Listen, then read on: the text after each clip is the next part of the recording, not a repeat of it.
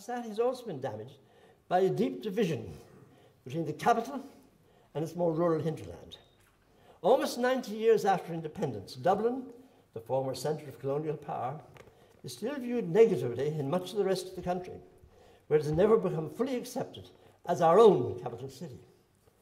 Rural tolerance of, and even support for tax evasion, has extended well beyond those who actually engaged personally in this practice, as we can see from the results of the last general election in North Tipperary, where a candidate who had been shown to have evaded taxes and was a government minister topped the poll with almost 30% of the first preference votes. This local reaction has been generally seen, I think rightly, as reflecting widespread antipathy to what is seen as the Dublin government. Interestingly, this is not mirrored by any similar anti-rural attitude amongst Dubliners in the region around Dublin, Dublin County, Kildare, Meath and Wicklow. Because at least one half of Dubliners either come from rural areas or their parents came from rural areas. And there's still a sense of identity, a sense of common interests between Dubliners, therefore, and rural Ireland. And although 40% of the proceeds of income tax paid in the Dublin region, that's Dublin, Meath, Kildare, Wicklow, amounting to about 4.5 billion a year, is transferred annually to the rest of the country, there's no resentment in the Dublin region at the scale of this income transfer. Incidentally, I hesitate to say this, and don't throw tomatoes or anything at me, but 380 million, or almost 8.5% of this sum, goes to Donegal, with 5.5% of the population outside the Dublin region. The clear evidence, I come now to reforming politics, the clear evidence of gross political incompetence in our economic governance during the past decade calls for a radical reform of our political system. We simply cannot afford to continue with a political system that during the past decade left us with a set of politicians in government, and it has to be said in opposition also, I'm not making a distinction between them, there's no evidence the opposition, they in fact followed the government and did not criticise the government for their policies, who either failed to observe that from near the start of the present decade, our economy was being driven onto the rocks, or if they did understand what was happening, lacked the guts to shout stop. I find it totally unacceptable that from near the start of the present decade, not one of our ministers was able to observe that by more than doubling the rate of increase in current spending in a period of full employment, we were also more than doubling inflation. And having brought us into the Eurozone in 1998, they seem to have failed to grasp that by so doing they had ruled out devaluation, with the result of a generating inflation far beyond that of the rest of the Eurozone.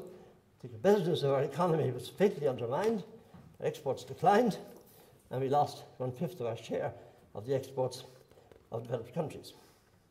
And all that even before they started to stoke up our housing bubble and fatally failed to secure regulation of our banks. To be blunt about it, politicians capable of such stupidity should never have been in government.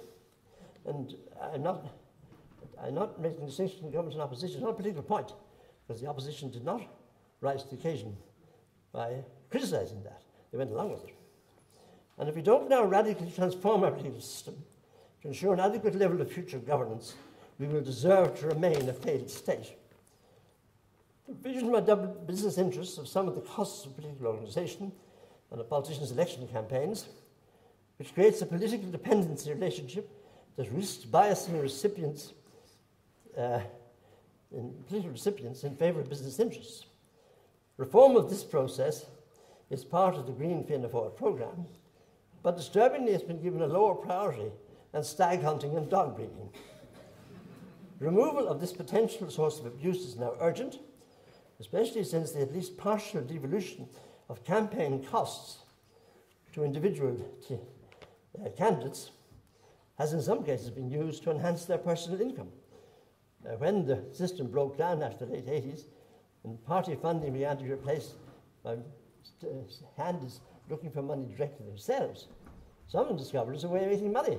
They got so much additional money in order to stand for election, they ended up to £50,000 better off.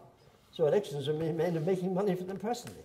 Only a very small number, but nonetheless, it's a kind of abuse should never exist in a democracy. Finally, I don't see how we can ever get an adequate class of politician unless we change our electoral system.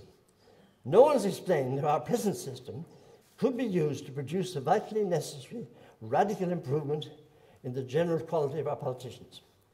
But that hasn't stopped some political theorists who perhaps have not yet grasped how absolutely vital is the need for competent economic leadership from urging us to stay with the present electoral system, which has so notably failed to provide more than a handful of economically competent politicians, like Noel Dempsey and Pat Carey. I'm sure there are other parties as well, but I know that from personal discussion with them that they're very concerned to change our system. I haven't heard quite such enthusiasm from people elsewhere, but I'm sure they exist in the other parties. We desperately need, therefore, to remoralise and thus modernise our entire society, and also to remove obstacles to the entry into politics of many more people with the necessary personal capacity and the necessary courage to prevent any future repetition of the true financial and economic crises precipitated in the late 1970s and again early in the present decade by a combination of political responsibility and gross incompetence. Now, I don't want to hold up the address by Deputy Chief Minister of Northern Ireland, Martin McGuinness. I was still speaking for 15 minutes. Maybe we'll run, but not by much. For me, by very little. As always, I have much more to say than I could say, but I shall now close my remarks, reserving, however, the right to participate in whatever discussion may follow our next speaker's remarks, and hoping some of the issues I have raised, somewhat aggressively, to stir things up. It's my job. Maybe discuss here before I have to leave at lunchtime on Tuesday. Thank you very much.